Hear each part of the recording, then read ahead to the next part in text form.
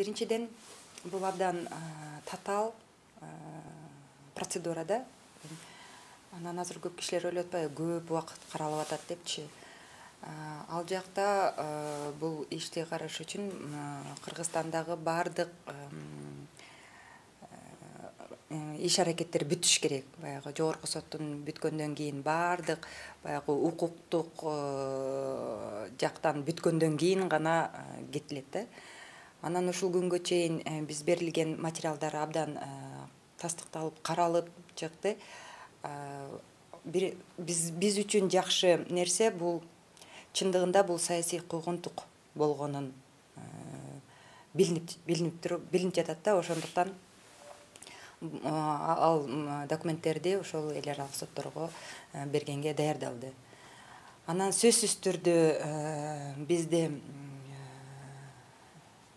ишенебиз, жыйынтык болот. Анткени бардыгыңыздарга белгилүү, бул иш юридикалык иш эмес болуп жатат, бул иш саясий иш. Башынан баштап, биринчи күндөн кармалгандан акыркы жогорку соттун чечими өкүмү чыкканга чейин мыйзамдар абдан одоно бузулган. Ошол жогорку соттун чечиминен кийинки бүгүнкү күнгө чейин дагы мыйзамдар одоно бузулуп, баягы унижающее достоинство человека деп атпайбызбы, ошондой кыймыл аракеттер көрсөтүлүп атат. Бүгүнкү күнгө чейин ушул Өмүрбек Черкешевдин үстүнө. Ошол Надежда Атаева айым тарабынан, ошолордун компаниясы тарабынан бүгүнкү чейин материалдар, бардык документтер абдан каралып чыкты. Болгон процедуралардын баары башталды, өткөзүп атат. Документтерди баягы эл аралык сотторго бергичекте, баягы Конгресс США деп айтып атпайбы, Европарламент ага бергичекте бардык документтер даярдалыш керек, бүт процедуралар бүтүш керек. Ошол процедуралар азыр башталып жатат. Бүгүн эми эртең болот же бүгүн болот деп айта албайм. Бул татаал процедура болуп атпайбы? Баарынан маанилүү, жыйынтыгы сөзсүз болот.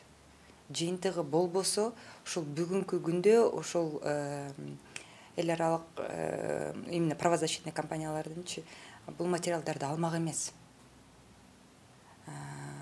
Көзү жетип, билип, абдан одоно мыйзамдар бузулган билгендиктен алып туруп тастыкталып ошол документтер кетип жатат. Биз биринчи күндөн баштап айтканбыз.